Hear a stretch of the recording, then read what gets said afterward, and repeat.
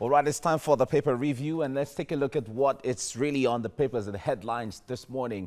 And I have with me Shijibumi Bennett here in the studio, social commentator. Thank you for joining us this morning. Good morning. As well as Dr. Mo John, leadership and communication strategist. Thank you for joining us as well. Good morning, Mike. It's all good right, to be here. let's go through now, and I'll make both of you pick two of the stories that interest you most. But let's start with the Daily Trust. Despite election odds, Nigeria's currency remains strong. APCON is saying that, and with multiple writers here says Lord CBN and BDC's reforms as foreign exchange turnover hits $14.91 billion in January, and investors in equities market gained 45 billion naira. That's the Daily Times. And then the Nation is the next one now. Buhari, no plan to remove INEC chairman Yakubu. Agency to release statistics of PVC's collection, and chair takes over logistics.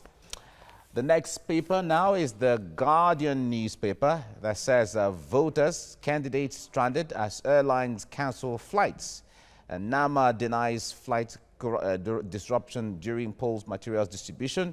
And the economy lost $5 billion to election postponement, says experts. The last is the Daily Trust that says how 66 Fulani were killed in Kaduna villages.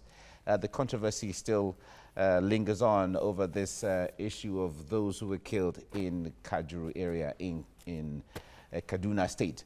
All right, I wonder what story interests you, Shijibumi? I think the last story is what interests me. Excuse me. The 66 people. 66 people, they back and forth on that. It's been a case of you're lying, I'm not lying for the past 2 days. And thanks to TVC News, because I watched online, your correspondent had to go there, you know, on bike and all that. So it tells us about how we tend to politicize every story, every issue in the country. And we've had people talk about 11 people died, people talk about 66 people died before the confirmation was made by the reporter that went there and by the army spokesperson in the state. Well, having said that, I believe even if it was one person that died, the issue should be on how to cope these kind of things and make sure that it doesn't repeat itself, you know, agenda harmony between people. So not to talk about the number or when it happened or when it did not happen. Exactly. So I think that's because this is all about Nigerians and their safety more than anything else. All right, Dr. I wonder what story caught your attention here. Okay, I'll talk about INEC, really, the sack of, is it denial now that the president said it's not going to sack him?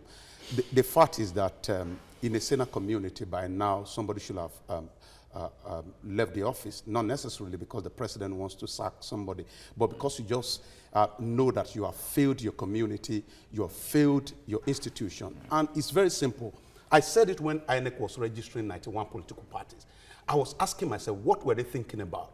Were they thinking that the registration of more political parties will make the process less complex? So it was the complexity that was registered from the beginning, from registration but the law parties. allows INEC to register intending organizations who want to be political parties. You see, the law and the right of your child allows your child to eat all manner of food. But you are the one as a father that will restrict it. It happened in Kenya in 2007. In Kenya in 2007, the electoral body went overboard, registered 160 political parties. But as we speak in Kenya today, it's almost 2 political parties because all of them almost merged together. So where, even in South Africa that we talk about today, at least we emulate some of these countries around Africa, they have only 13 political parties. So when you are registering, you should know that politicians are naturally complex. And for you to deal with them, you need to be strategic. All right. One other story here is the voters' candidates stranded as airlines cancel flights. I wonder how this comes to you, Shijibumi. There has also been, you know, back and forth on that because the Minister for State for Aviation said when even INEC said there were bad weather conditions and he said no, the weather was okay. I think INEC should have just stuck with the story of logistics and nothing else. And not weather. Because we know the pattern of burning of INEC houses, PVCs, electoral materials, already gave us a signal, you know, that things were not going as planned. So the logistics, to me, it's a story that we can buy And for me, he said ANEC should, maybe the chairman should have gone, but I think maybe after this, he should, if he wants to throw in the towel. But, you know, Nigeria is a very peculiar country. Yeah, but why would he want to throw in the towel when officially his tenure has not elapsed? That's what I'm saying. I don't think he should be forced to resign. I don't think he has done something really bad because we're peculiar people. And like someone said yesterday, 170 something polling units in the country. Okay. You know, tell Nigerians to queue up, just to queue up for a service. You will understand the kind of commotion that you are going to experience. So having said that, I believe that the interest of the country, the need for a fair and very credible elections made them very difficult to make that final decision. So it should be supported. The end will justify the means. By Saturday, if we have a free and fair election, then we hope to have a free and fair election. Dr. The last Daily Times, the story there says, despite election odds, Nigeria's currency remains strong. Yeah. Now, when it comes to the consistency of the Naira has stabilized for a period of time. Yes, the Naira has stabilized, but the question is the stability. Is that the kind of stability we want? That's the simple question. The election did not affect the Naira much because everything went on holiday.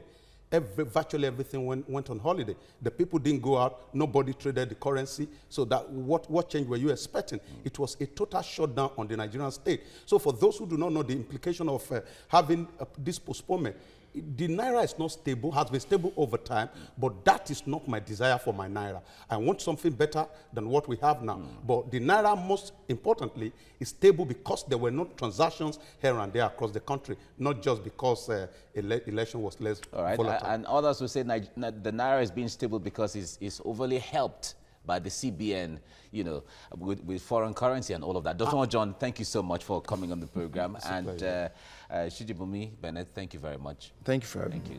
Thank you.